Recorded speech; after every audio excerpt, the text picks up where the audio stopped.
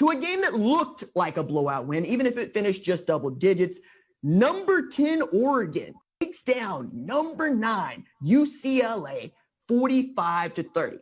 Now, I was a little bit, dismissive is the word to use about just what Oregon might be able to do at UCLA when I talked to my buddy Jeff Schwartz, who is an Oregon Duck, and said, hey, RJ, I think we're going to win this one, and I'm going to text you. Now, to his credit, he didn't text me at all during this game. I expected one.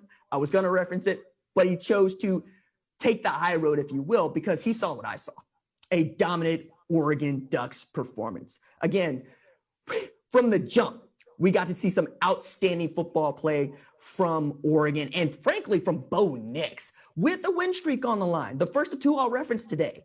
They had a 22-game win streak that they were trying to protect, one that stretches back all the way to 2018 at home, and they managed to protect that, go to 23. So that streak continues to grow. Oregon scored on 8 of its first 9 possessions of the game, and 7 of those were TDs. When they got the ball, they were able to go punch it in. Outstanding performance from Bo Nix. Outstanding performance from Troy Franklin, and Mar'Keise Bucky Irving having an outstanding day as well. 19 carries, 107 yards, 3 catches, 57 yards.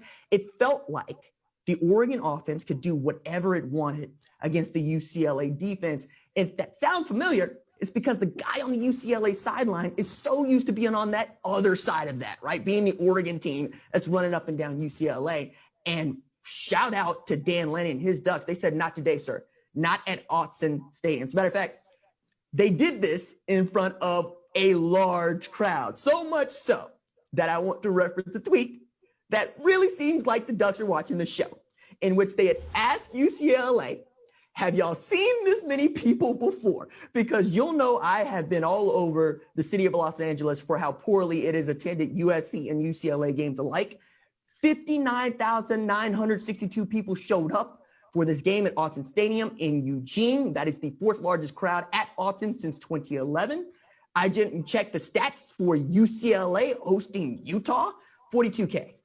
Okay? I would have thought that that was a bigger game for UCLA than, say, today, as we're talking about an Oregon team that's already had the loss, and UCLA was undefeated, but not no mo. As a matter of fact, going into this game, we'd all been talking about, is DTR, Dorian Thompson-Robinson, going to be in the running for the Heisman Trophy with a win like this today? And Bo Nix said, no, I'm still here, and I still do this.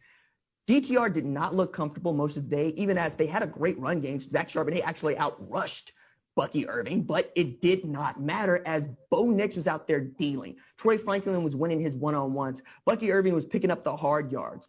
And by the way, CFB on Fox, get on them.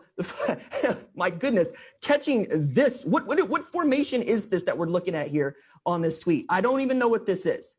I would love to know, but I'm at a loss of words here because I'm trying to figure out, are we kicking?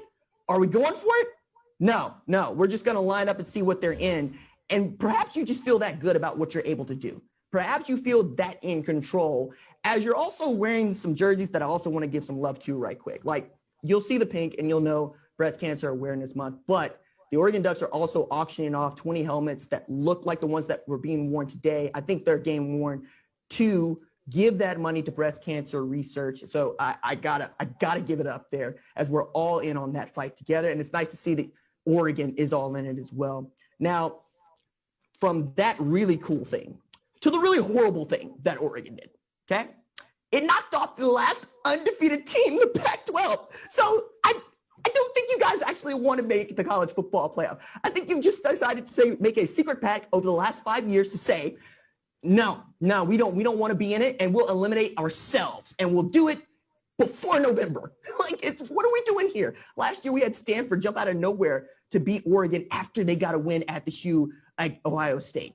And this year we're like, okay, so UCLA, they're going to go undefeated. They're going to win the first Pac-12 championship without divisions. It's going to be a very strong statement for the conference that has been left out of the CFP for 5 years.